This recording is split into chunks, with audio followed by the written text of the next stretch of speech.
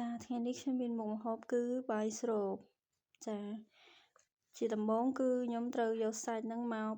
កវះវាជាដុំល្មមហើយគ្រឿងផ្សំមានដែងស្ករត្នោតទឹកស៊ីអ៊ីវនិងប្រេងខ្យងចាបន្ទាប់មកគឺខ្ញុំភ្លយវាហើយខ្ញុំយកដែងដាក់ចូលចាដែងទឹកស៊ីអ៊ីវ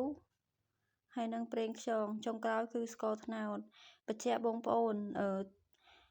សាច់ហ្នឹងបើសិនជាមានពេលទៅទិញពីល្ងាចមកឬក៏អីចឹងបានសាច់ស្រស់មកគឺធ្វើពីល្ងាចទុកឲ្យវាឆាប់បានចូលជាតិបានល្អវាងុំល្អខ្ញុំធ្វើនេះគឺអត់បានគិតទុកមុនទេគេទៅផ្សារព្រលឹមឡើងក៏ឃើញសាច់ជ្រូក3ជាន់ល្អក៏ទិញមកអញ្ចឹងណាក៏ធ្វើត្មងទៅចឹងបន្ទាប់មកគឺយើងដាក់ស្ករត្នោតដាក់អីហើយយើងច្របល់ចូលគ្នាឲ្យវាចូលជាតិណាចាហើយដល់ពេលខ្ញុំទិញមកថ្មីអញ្ចឹងខ្ញុំត្រូវប៉ាវាទុករយៈពេល1ម៉ោងអីបងប្អូនដើម្បីឲ្យវាចូលជាតិមានរសជាតិខ្លះអញ្ចឹងណាហើយវាពេលយើងចៀនទៅវាក្លិនឈ្ងុយដែងចេញមកឈ្ងុយវាអត់សូវមានក្លិនឆ្អាបទលាន់អីទេបងប្អូនចាហើយនេះគឺខ្ញុំលាយវាហើយខ្ញុំដាក់ហើយខ្ញុំប៉ាវាទុកចូលមកគ្រឿងផ្សំជ្រូករបស់យើងគឺមានត្រសក់ការ៉ុតនិងឆៃថាវបញ្ជាក់បងប្អូនឆៃថាវនេះសម្រស់វាអត់បានទេណាតែខាងក្នុងគឺល្អចាអញ្ចឹងមនុស្សគេឲ្យមើលសម្បកក្រៅអញ្ចឹងណាដូចមនុស្សអញ្ចឹងគេឲ្យមើលសម្បកក្រៅអញ្ចឹងដូចការ៉ុតហ្នឹងអញ្ចឹងសម្រស់វាខាងក្រៅអត់ល្អតែខាងក្នុងញាក់សាច់សខ្ចីញ៉ាញ់ចាហ្នឹងហើយខ្ញុំចិត្តវាជាចិត្តច្បកវាចេញអញ្ចឹងមកចាបន្ទាប់មកទៀតគឺយើងចិត្តការ៉ុតចិត្តសបកការ៉ុតកន្លែងហ្នឹងដែរឈុតពាក់កន្លែងហ្នឹងគឺខ្ញុំអត់បានពេលដែលលាងចិត្តហើយហ្នឹងខ្ញុំលាវទៅលាងខ្ញុំអត់បានថតដល់ព្រោះខ្ញុំភ្លេចយកទូរស័ព្ទទៅថតខ្ញុំលាងឆ្វេងខ្ញុំយកមកទុកវិញមកយកមកទុកអញ្ចឹងណាគឺចិត្តជាចំណិតបន្តទៀតអញ្ចឹងទៅហ្នឹងហើយនេះខ្ញុំពងចិត្តការ៉ុតហើយត្រសក់គឺយើងខ្ញុំចិត្តទិញមកវាខ្ចីល្អដែរថ្ងៃហ្នឹងហើយខ្ញុំវាទូចល្មមខ្ញុំពុះត្រឹមជា2ទៅហើយចិត្តពាក់កណ្ដាលអញ្ចឹងមកហ្នឹងហើយតាមចំណិតហ្នឹងទៅចា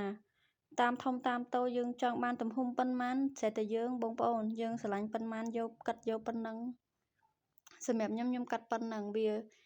ចូលជាល្អដែរហើយបន្ទាប់មកការ៉ុតខ្ញុំអត់មានម៉ូតអីច្រើនទេគឺខ្ញុំចាត់ឈូសយកហ្មង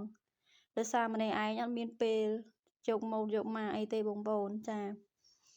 គឺខ្ញុំចិត្តវាចំណិតចឹងមកល្អិតចឹងមកចាប្រទេសចឹងតមកទៀតគឺឆៃថាវនឹងឯង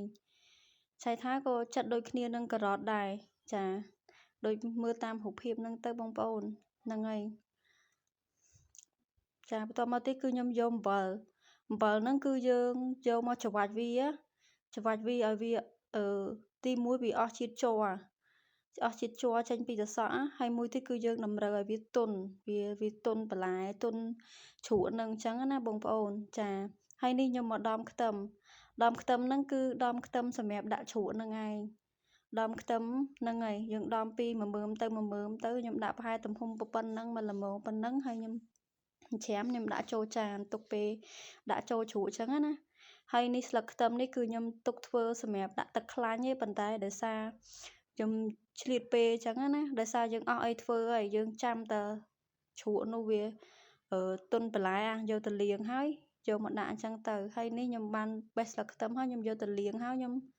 ហាន់វាជាដុំល្មមតាមដែលយើងពេញចិត្តហ្នឹងទៅបងប្អូនយើងពេញចិត្តប៉ុន្មានយើងហាន់ប្រវែងហ្នឹងទៅចាសម្រាប់ខ្ញុំហាន់ប៉ុណ្ណឹងវាមិនធំពេកវាមិនតូចពេកតែគល់នោះវាខ្ញុំហាន់ជ្រុលមកវារៀងវែងបន្តិចបើហាន់ស្ដើងជាងនឹងទៀតល្អចាហ្នឹងហើយបងប្អូនកន្លែងហាន់ស្លឹកខ្ទឹមនេះរៀងយូរតិចដោយសារអត់បានកាត់ថតយកហ្មងអញ្ចឹងក៏វាអស់បន្លាយពេលតិចហើយ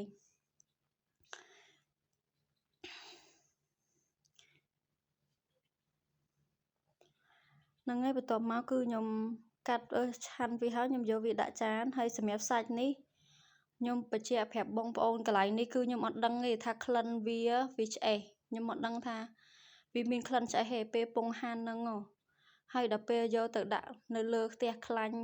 ទៅលេខស្រាប់លេងវាទៅវាធំក្លិនឆ្អេះក៏ខ្ញុំអត់ដាក់វិញខ្ញុំខាតពេលត្រង់ហាន់វាហ្នឹងហាន់ហើយច្រាមយើងច្រាមវាឲ្យម៉ត់តែបងប្អូនបើសិនជាមានសាច់ល្អ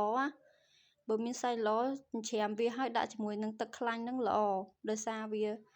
ឈ្ងុយវាចេញពីសាច់ហ្នឹងមកដែរហ្នឹងហើយខ្ញុំហាន់ហើយខ្ញុំច្រាមហើយខ្ញុំដាក់នឹងចានហ្នឹងហើយយ៉ាងស្រស់ស្អាតតបមកគឺខ្ញុំធ្វើហើយខ្ញុំផ្អាប់រួចរាល់ខ្ញុំចាប់ផ្ដើមយកជ្រក់មកលាងយកទៅសក់យកគ្រឿងជ្រក់ហ្នឹងមកលាងចាលាងទឹកវាឲ្យស្អាតពី3ទឹកទៅបងប្អូនខ្ញុំកាត់ទេខ្ញុំអត់ថតវែងឆ្ងាយពី3ដងវាដដែលចាបន្ទាប់មកគឺខ្ញុំយកវាមកដាក់កញ្ឆែងយកទៅសក់យកគ្រឿងជ្រក់ហ្នឹងមកដាក់ក្នុងកញ្ឆែងចាឲ្យវាស្រស់ទឹកសិនណាបងប្អូនបើមិនអញ្ចឹងទេវាចេញទឹកចេញមកពីនេះហ្មងចេញទឹកមកពីអាជ្រក់ហ្នឹងណាវាចេញទឹកច្រើនពេកអញ្ចឹងយើងត្រូវទុកវាឲ្យស្រស់ទឹកចាហ្នឹងហើយខ្ញុំលាងពីមួយដុំទៅមួយដងទៅម្ដងអញ្ចឹងទៅហើយបន្ទាប់មកនេះក្រូចឆ្មាពេលខ្ញុំដំខ្ទឹមខ្ញុំភ្លេចគិតថាត្រូវដាក់ក្រូចឆ្មាចូលជ្រក់ដល់ពេលអញ្ចឹងខ្ញុំត្រូវហាន់ក្រូចឆ្មាហើយក្រូចឆ្មានេះគឺខ្ញុំគិតថាវាមួយផ្លែកន្លះចុះព្រោះដោយសារខ្ញុំចិត្តចំណិតផ្សេងគ្នាអញ្ចឹងណាហើយគ្រឿងផ្សំខ្ញុំដាក់ប៊ីចេងហើយស្ករខ្ញុំដាក់មួយកូនចាននឹងហើយបន្ទាប់មកទៀតក្នុងទឹកក្រូចឆ្មាប៉ុណ្ណឹងគឺជូរល្មមបងប្អូនហើយអំបិលខ្ញុំដាក់មិនតិចដោយសារវាមានជាតិអំបិលនៅក្នុងនោះស្រាប់ហើយតោះមកខ្ញុំច្របល់ចូលគ្នាចាយើងច្របល់ចូលគ្នាឲ្យវាចូលជាតិទៅយើងឲ្យវាអាលាយជាល្បាយតែមួយចាយើងច្របល់ទៅច្របល់មកច្របល់ទៅច្របល់មកអញ្ចឹងទៅបងហ្នឹងហើយបន្ទាប់មកខ្ញុំចុងក្រោយគេខ្ញុំភ្លេចដាក់ខ្ទឹមអញ្ចឹងខ្ញុំដាក់ខ្ទឹមច្រាមដែលខ្ញុំបានច្រាមមុនហ្នឹងហើយយើងដាក់ខ្ទឹមនឹងចូលហើយយើងច្របល់ម្ដងទៀតទៅហ្នឹងហើយចុងក្រោយគឺរីសាល់របស់វានឹងឯងគឺជ្រក់របស់វានឹងឯងចុងក្រោយគឺខ្ញុំត្រូវដួសដាក់ប្រអប់ដើម្បីដាក់ក្នុងទូទឹកកកឲ្យវាត្រជាក់ពេលដួសយកមកញ៉ាំជាមួយបាយស្រូបយើងនៅវាឆ្ងាញ់អញ្ចឹងណាវាស្រួយឆ្ងាញ់អញ្ចឹងទៅហ្នឹងហើយខ្ញុំដួសដាក់ប្រអប់ហើយចានេះបានមកប្រអប់ពេញល្មមអត់មានលើអត់មានខ្វះនេះតបមកទៀតនេះសាច់នេះដែលខ្ញុំពងឲ្យលីងដំបូងវាអត់ទាន់ចេញក្លិនទេពេលលីងយូរអាយ៉ារៀងចេញក្លិនកាយមកគៀនមកខាងចាមានជាការអកសើបោះចោល1-0ចាតបមកខ្ញុំប្រើតែខ្លាញ់ប្រេងឆាតាមពិតអត់មែនខ្លាញ់ទេខ្ញុំចាក់ប្រេងឆាចូលវាមិនច្រើនទេប្រហែលមួយកូនចានកន្លះអីមិនកូនចានកន្លះធំទេកូនចានកន្លះតូចទេបងចាបន្ទាប់មកទៀតខ្ញុំចាក់ទឹកខ្ទឹមចឹងចូលចឹងទៅលីងវាចុះឡើងទៅតែប៉ុណ្្នឹងវាឈ្ងុយហើយមិនបាច់ឲ្យវាក្រៀមបើវាឲ្យវាទៅសពពណ៌ចឹងប៉ុណ្្នឹងថានេះចឹងទៅឈ្ងុយបងប្អូនតែប៉ុណ្្នឹងគឺឆ្ងាញ់ហើយយើងមិនបាច់ចាំ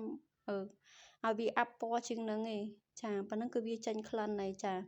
តមកខ្ញុំបន្ទាប់ពីប្រអាប់សាច់ហើយគឺខ្ញុំចាប់ផ្ដើមយកខ្ទះមកដាក់ចៀនសាច់បច្ចាបងប្អូនចៀនសាច់ហ្នឹងគឺខ្ញុំអត់ប្រើខ្លាញ់ទេគឺខ្ញុំប្រើទឹករសទឹកដែលខ្ញុំប្រឡាក់ហ្នឹងសុទ្ធហើយយកវាមកដាក់ចូលហើយទុកវាទៅយូរទៅគឺវាចេញខ្លាញ់ចេញពីអាសាច់ជ្រូក3ជាន់ហ្នឹងហើយបងចាឃើញអត់នោះវាចេញមកចាវាមិនមែនចេញមកនេះទេវាថាដូចយើងខអញ្ចឹងគ្រាន់ថាវាខុសពីខយើងខពីយើងខតែវាស្ទៀងយើងខចាវល់ជាខ្លាំងអ្នក review នេះស្ដាប់ហើយអ្នកមើលចង់បាយក្អួតស្រួលចាតមកគឺខ្ញុំហ្នឹងខ្ញុំទុកវាអញ្ចឹងទៅនេះគឺវាសពប់មកសពប់ហ្នឹងខ្ញុំត្រឡប់ទៅត្រឡប់មកតែបងត្រូវឲ្យវាមិនសាច់ហ្នឹងបើយើងចៀនអញ្ចឹងគឺវាអត់ក្រៀមទេគ្រាន់តែវាទន់សាច់ទេតែវាក្រៀមគឺវាអត់ក្រៀមទេតែឆ្អិនហ្នឹងហើយតមកទៀតខ្ញុំឆ្លៀតពេលហ្នឹងគឺខ្ញុំមកគោះពងទា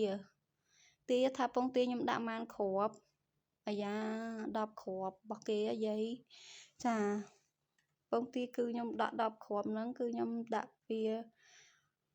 គោះវាពី1គ្រាប់ទៅ1គ្រាប់រហូតដល់បាន10គ្រាប់ហើយខ្ញុំដាក់រ៉ូឌីមិនដឹងខ្នុរខ្ញុំភ្លេចបាត់ហើយ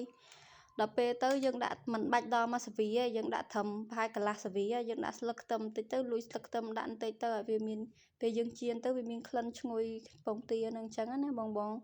តមកគឺយើងកន្លុកចៀននិយាយទៅមុខម្ហូបនេះគឺមកផឹកតែឯងបើផឹកធំតែឯងតែហ្មងនេះធ្វើម្ហូបតែឯងរហូតជំនួយការរបស់ខ្ញុំគឺដងទូរស័ព្ទ នឹងហើយបន្ទាប់មកគឺខ្ញុំក្លុកវាទៅមកចាខ្ញុំយកវាមកចៀនយើងដាក់ប្រទេសវាស្ដើងមិនស្ដើងពេកមិនក្រាស់ពេកយើងដាក់មកល្មមបន្ទាប់មកយើងហាន់វាចំណិតទូចដូចបាយឆាដូចបាយសូរបឋមអញ្ចឹងខ្ញុំឃើញគេធ្វើដែរបន្ទាប់មកនេះរីសាល់ជ្រក់យកចេញមកហើយសម្រាប់ដួសបាយញ៉ាំដាក់បាយញ៉ាំហ្នឹងហើយខ្ញុំហាន់សាច់ដែរសាច់ហ្នឹងនិយាយទៅពេលថតហ្នឹងអត់បានហាន់ទេបន្ទាប់មកទៀតគឺនេះខ្ញុំដាក់ចូលមួយចានមកអានេះចានរបស់ខ្ញុំចាមានជាការឈ្ងុយឆ្ងាញ់ជាខ្លាំងអូជាតិហ្មងម៉ែអើយខ្ទិះអរគុណ